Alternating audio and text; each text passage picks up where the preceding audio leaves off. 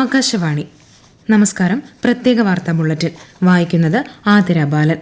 പാർലമെന്റിൽ അച്ചടക്ക ലംഘനം ചൂണ്ടിക്കാട്ടി 15 പ്രതിപക്ഷ എംപിമാരെ സസ്പെൻഡ് ചെയ്തു. 14 ലോക്സഭാ അംഗങ്ങളെയും ഒരു രാജ്യസഭാ അംഗത്തെയുമാണ് ശീതകാല സമ്മേളനത്തിന്റെ ശേഷിക്കുന്ന കാലയളവിലേക്ക് സസ്പെൻഡ് ചെയ്തത്. ലോക്സഭയിൽ നിന്ന് ആദ്യം 5 പേരെയും പിന്നീട് 9 പേരെയും കൂടി സസ്പെൻഡ് ചെയ്യുകയായിരുന്നു. കേരളത്തിൽ നിന്നുള്ള TN പ്രതാപൻ, രമ്യ ഹരിദാസ്, ഡീൻ കുര്യാക്കോസ്, ഹൈബി ഈഡൻ എന്നിവരെയും S ജ്യോതിമണിയെയും സസ്പെൻഡ് ചെയ്യുന്നത് സംബന്ധിച്ച പ്രമേയം കേന്ദ്രമന്ത്രി പ്രഹ്ലാദ് ജോഷി സഭയിൽ അവതരിപ്പിച്ചു. VK ശ്രീകണ്ഠൻ, ബെന്നി ബെഹനാൻ, കനിമൊഴി തുടങ്ങി 9 എംപിമാരെയും പിന്നീട് സസ്പെൻഡ് ചെയ്തു. രാജ്യസഭയിൽ നിന്ന് തൃണമൂൽ MP ഡെറേക് ഒബ്രിയാനെ സസ്പെൻഡ് ചെയ്തതായി രാജ്യസഭാ അധ്യക്ഷൻ 12 മണിയോടെ അറിയിച്ചു. പാർലമെന്റ് അതിക്രമ വിഷയത്തിലുള്ള പ്രതിപക്ഷ ബഹളം മൂലം ഇന്ന് പാർലമെന്റിന്റെ ഇരുസഭകളും തടസ്സപ്പെട്ടു.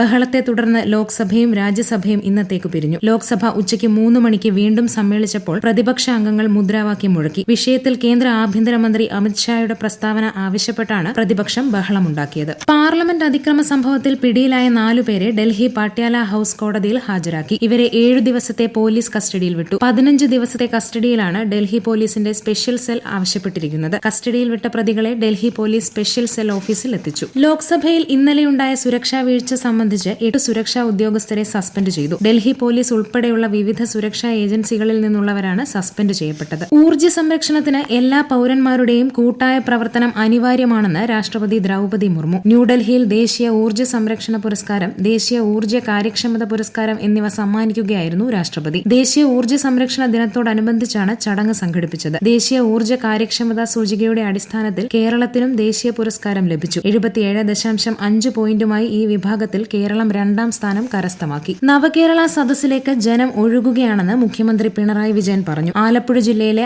ആദ്യ നവകേരള സദസ്സ് അരൂർ മണ്ഡലത്തിൽ ഉദ്ഘാടനം ചെയ്യുകയായിരുന്നു അദ്ദേഹം. കോട്ടയം ജില്ലയിൽ പര്യടനം പൂർത്തിയാക്കി വൈക്കത്ത് നിന്നും ബോട്ട് മാർഗം തവണക്കടവിൽ എത്തിയ ശേഷമാണ് മുഖ്യമന്ത്രിയും മന്ത്രിമാരും അരൂരിലെ നവകേരള സദസ്സിൽ എത്തിയത്. കേന്ദ്ര സർക്കാരിന്റെ വികസന ക്ഷേമ പദ്ധതികൾ ജനങ്ങളിൽ എത്തിക്കുന്നതിനായി രാജ്യമൊട്ടാകെ നടപ്പാക്കുന്ന വികസിത് ഭാരത് സങ്കൽപ് യാത്ര കേരളത്തിലും മികച്ച പ്രതികരണവുമായി പുരോഗമിക്കുന്നു. വിവിധ ജില്ലകളിൽ വലിയ ജനപങ്കാളിത്തമാണ് യാത്രയ്ക്ക് ലഭിക്കുന്നത്. ശബരിമലയിലേക്ക് ദർശനത്തിനെത്തുന്ന ഒരു ഭക്തന്റെയും കണ്ണുനീർ വീഴ്ത്തില്ലെന്ന് മന്ത്രി K രാധാകൃഷ്ണൻ. തീർത്ഥാടകരുടെ സൗകര്യ ക്രമീകരണ സംവിധാനങ്ങൾ വിലയിരുത്തുകയായിരുന്നു മന്ത്രി. അവധി ദിവസങ്ങളിൽ ഭക്തജനത്തിരക്ക് വർദ്ധിച്ചതിനെ തുടർന്നുണ്ടായ അസ്വസ്ഥതകളാണ് ഈ മാസം 7, 8 തീയതികളിൽ അനുഭവപ്പെട്ടത്. ശബരിമലയിലേക്കുള്ള റൂട്ടിൽ വാഹന പാർക്കിംഗ് സൗകര്യത്തോടെ ആളുകൾക്ക് വേണ്ട അടിസ്ഥാന സൗകര്യങ്ങൾ ഒരുക്കി സുരക്ഷിത താവളങ്ങൾ സജ്ജമാക്കാൻ പോലീസിനും വനം വകുപ്പിനും നിർദ്ദേശം കൊടുത്തതായും മന്ത്രി അറിയിച്ചു. സംസ്ഥാനത്തെ വിദ്യാഭ്യാസ സ്ഥാപനങ്ങളോടനുബന്ധിച്ച് പ്രവർത്തിക്കുന്ന ഹോസ്റ്റലുകൾ, ക്യാന്റീനുകൾ, മെസ്സുകൾ എന്നിവ കേന്ദ്രീകരിച്ച് ഭക്ഷ്യസുരക്ഷാ വകുപ്പ് കഴിഞ്ഞ ദിവസങ്ങളിൽ നടത്തിയ പരിശോധനയിൽ 9 സ്ഥാപനങ്ങളുടെ പ്രവർത്തനം നിർത്തിവെപ്പിച്ചതായി മന്ത്രി വീണ ജോർജ്. വണ്ടിപ്പെരിയാറിൽ 6 വയസ്സുകാരിയെ പീഡിപ്പിച്ച് കൊലപ്പെടുത്തിയ കേസിൽ പ്രതിയെ കട്ടപ്പന അതിവേഗ സ്പെഷ്യൽ കോടതി വെറുതെ വിട്ടു. കൊലപാതകവും ബലാത്സംഗവും അടക്കമുള്ള കുറ്റങ്ങൾ തെളിയിക്കാൻ പ്രോസിക്യൂഷന് കഴിഞ്ഞിട്ടില്ലെന്ന് കോടതി കണ്ടെത്തി. എന്നാൽ കോടതി വിധിക്കെതിരെ അപ്പീൽ നൽകുമെന്ന് പോലീസ് അറിയിച്ചു. 28ാമത് കേരള രാജ്യാന്തര ചലച്ചിത്രമേളയ്ക്ക് നാളെ